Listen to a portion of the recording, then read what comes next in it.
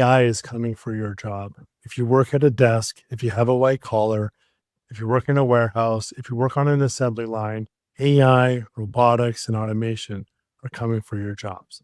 Let's get into it today. So what we're going to do is we're going to go through 2026, 27, 28, 29, and 2030, what that's going to look like for all the jobs that we have, what jobs are going to get replaced, what jobs are going to be new, and where we're going to be going. We're going to be talking about how we go from an executor to an orchestrator. All right, phase one, this is 2025 to 2026. So we've already started to see this happen.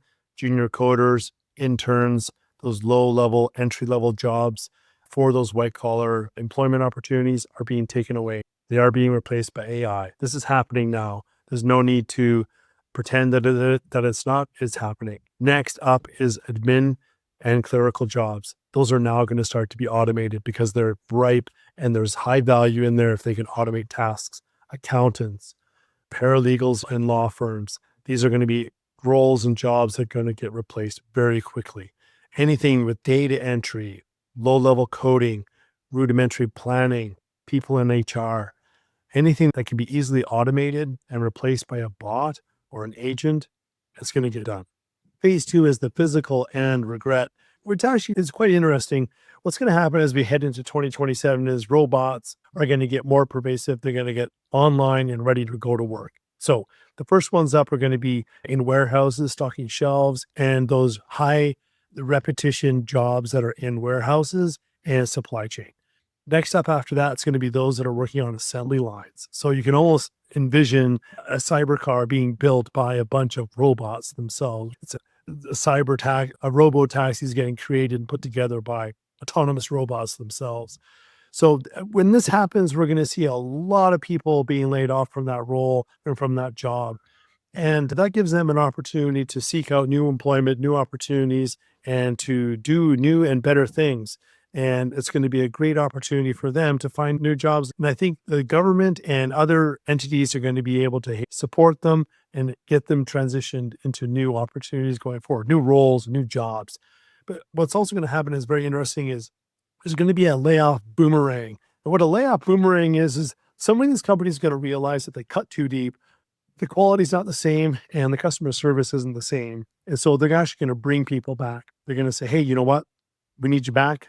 We are not as good without you. The models and the robots cannot replace that particular role that you did. So we're going to bring you back. And that gives them more time to retrain those models and upgrade those robots. But there's also going to be a time where just, you know what? They just can't replace you. The next one that's really cool is the K-shape. Now, we've heard about the K-shape economy from an economic standpoint, but the K-shape is there's going to be companies that rise to the top. There's going to be companies that get dusted and go to the bottom. There's going to be jobs and roles that do the exact same thing. They will rise. They will become more important. They'll become more in demand. And there's going to be some jobs that go in the opposite direction and get completely. Now, I know that doesn't sound good for some people, but your jobs are not your identity. They're just a role within the economy and society for you to do.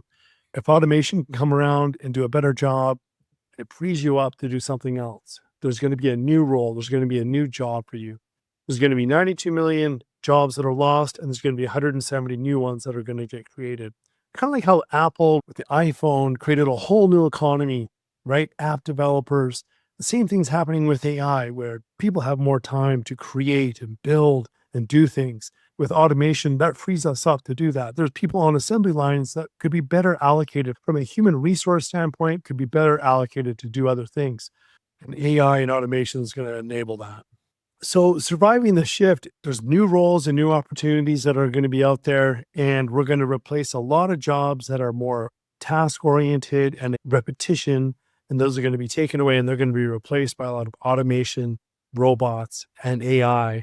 And that's going to free you up to do other things. So going forward, I think you want to focus on those things which are going to be more aligned with orchestrating, management, being able to manage these robots, being able to manage the AI agents and be able to have them report and you can give them direction in what to do.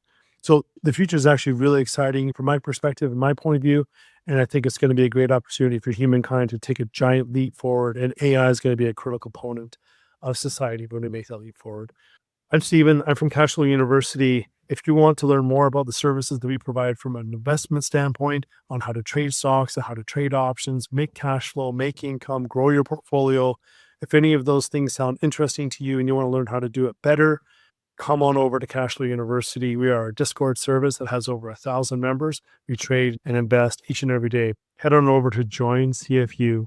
See you inside. Thank you.